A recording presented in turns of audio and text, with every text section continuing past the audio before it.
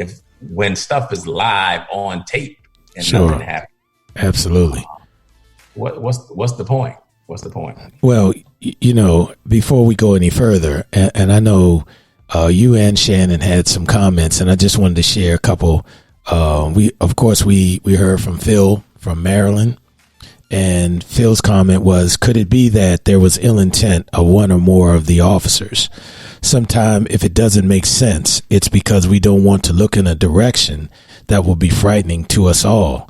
And then we got another comment from Susan that says, was it true that Ms. Taylor didn't receive help right away for her injuries? And I know that's something that too was reported in the news. And certainly if that was the case, that's another one of those things that again sort of adds fuel to the fire in terms of people's concerns about attitudes towards the community. And I didn't see any other mention of that in the wrap up today. But I tell you what, I would like to see some of the lessons learned and also some of the information that went into making the decision. Now, you have to understand, too, that depending on how they set up the grand jury in Louisville, I know people do things slightly different in different places, in different cities across the country, but the grand jury testimony is normally done in secret, if you will. So the prosecutor will go in with the information, and he or she will present the facts as they see it, or the information as they've gathered it under the timetables and other things as they believe it to be. And they present it to the grand jury, and then based on that presentation, the grand jury will determine whether or not they're going to indict. The other thing that does, we're keeping it completely 100, is that the grand jury process also offers a degree of cover. And, everybody knows this, so I'm not telling any big secrets. The grand jury offers any prosecutor in any city, in any state, a degree of cover, because it allows you to say, well, I gave it to the citizens, and the citizens are the ones that made this decision. And so, but again, that's part of the process. And the grand juries, they give indictments every day in cities across the country. And so, that's just another part of the process that, will we ever find out what was presented? Probably not. But, that's the system that we're working with. So just wanted to point that out. Yeah. None of that is, I don't know. Where do you go? And then I'm looking at the dude, the attorney general. Whew. That brother, I don't know I just wonder how he felt having to say all that. I wonder when he goes home to the family reunion. Boy, how'd you come up with that? Well, you see them bad politics and law enforcement and other positions, as you know, because you are a former prosecutor and you're from a political dynasty, if you will. I wasn't no former prosecutor. No, I said former prosecutors and you as a former politician. Oh, that's what you meant to say. Yes, we're going to play the tape. Rewind the tape. Rewind the tape, Shannon. Go to the damn tape. Go to the damn. Hush your face. When you take that oath, you've sworn that there are going to be some tough things that you're going to have to do. And ideally, you are going to do the right thing, even if it's painful. Now, I say that not knowing what other information the Attorney General was privy to. And, that, of course, is no consequence. That is of little consequence to the community, because the community is really feeling disrespected. The community is not feeling like they are part of the solution. And so they are not feeling this at all. And you see, one of the things that they always talk about in the training, at least in the last 10 to 15 years, and that is empathy. And, you know, when you're going, particularly when you're learning about domestic violence and other types of things that impact families and people every day. And I say that in the sense of there has to be someone that is putting themselves in the place of those community members. I heard Shannon, and you could see the look on her face of concern and pain. You know, I have a son, and the text she's been received. I have daughters, and how do you explain this? How do I explain this to my son? How do I explain this to my daughter?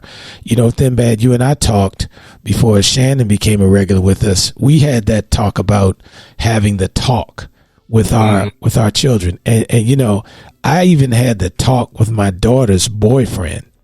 You know, because that's a conversation that black men have been having for years. Now, people may not understand that, but you have to understand the circumstances or the background that people have come from.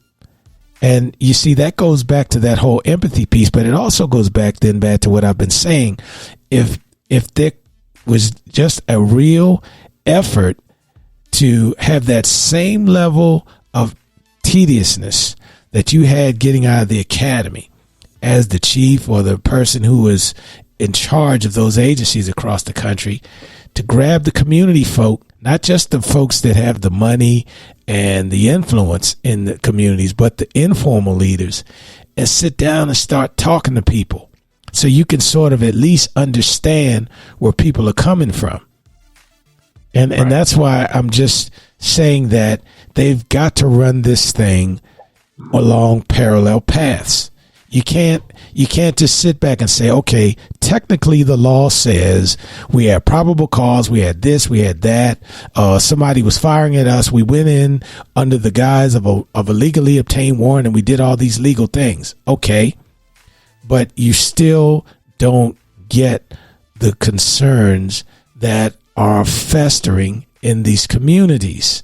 You know, people don't just, you see, people don't just get out in the middle of a pandemic and start marching.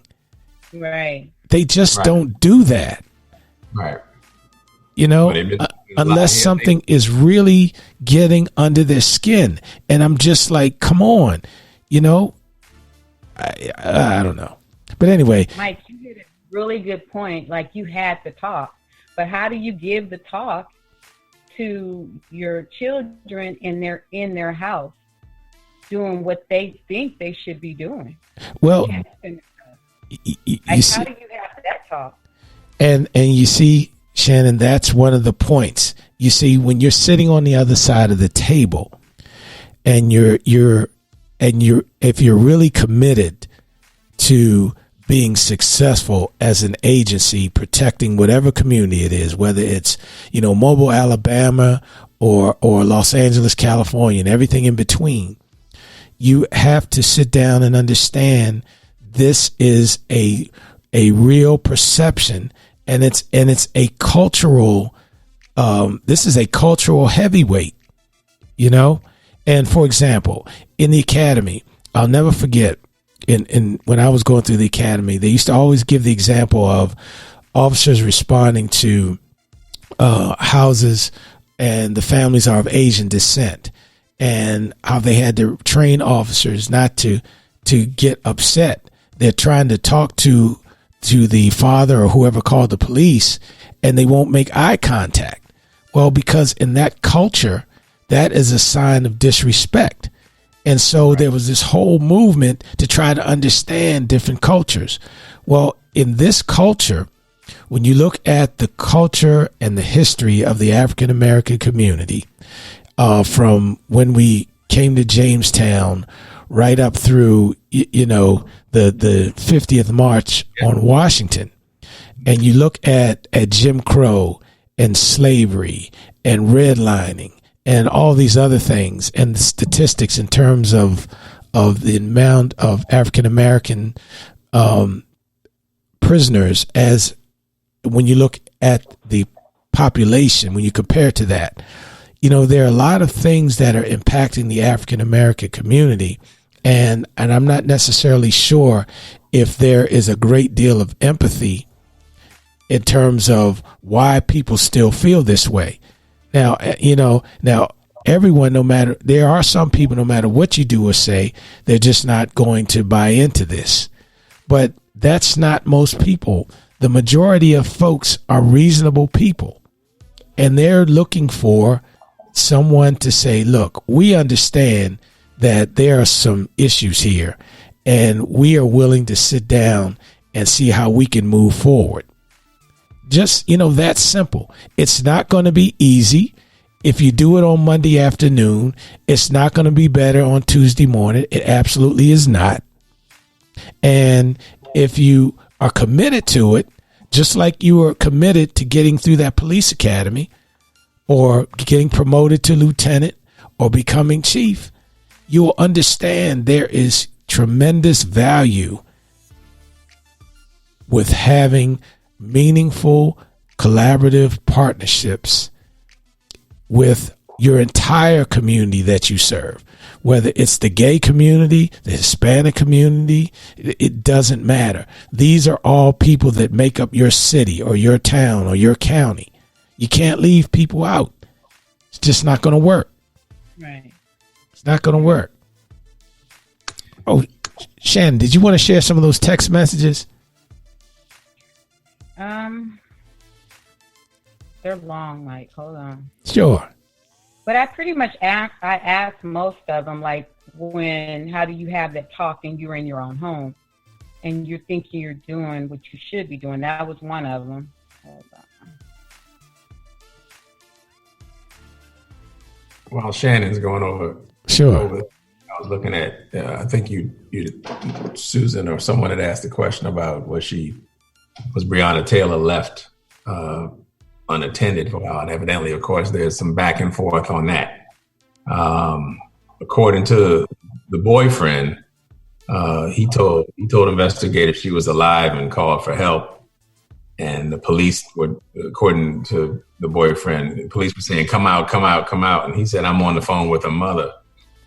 And he's still yelling because she's coughing. So he's telling like she's still alive. And but the Jefferson County coroner disputed the account, saying that it's likely that Breonna Taylor died within a minute of being shot and couldn't have been saved. But records show that no effort was made to save her. For more than 20 minutes after Taylor was fatally shot, approximately 12:43 a.m. by the officers, the 26-year-old emergency room technician lay where she fell in her hallway, receiving no medical attention, according to dispatch logs. Wow. And you see, and what's the irony of that there's no emergency medical attention given to an emergency room technician who wrongfully shot in her house? Sure. And again, Wendell, then bad. Once that scene was stabilized and those officers were certain there was no more gunfire, that then first aid and saving lives is the thing that is more important than whatever the hell you were in there for. Saving the lives of anyone that was injured. That is your number one priority. And if you value that life. Yeah. And so there, if that is as reported, that you can't make any excuse for that. Once that scene is stabilized and you realize that there's no more gunfire, we've searched that house, there's no more bad guys, then it's time to start, getting some EMTs in there and rendering aid so that you can get people to to some type of situation. Well, is that part of the I'm sorry, Shannon, is that part of the when you have assuming that they're getting ready to bust into it, you're doing a raid, no knock warrant, you got all these things in line. Is it not part of that? You would expect there to be some gunfire, somebody wounded, at least wounded. or some mortal wounds. I mean, don't they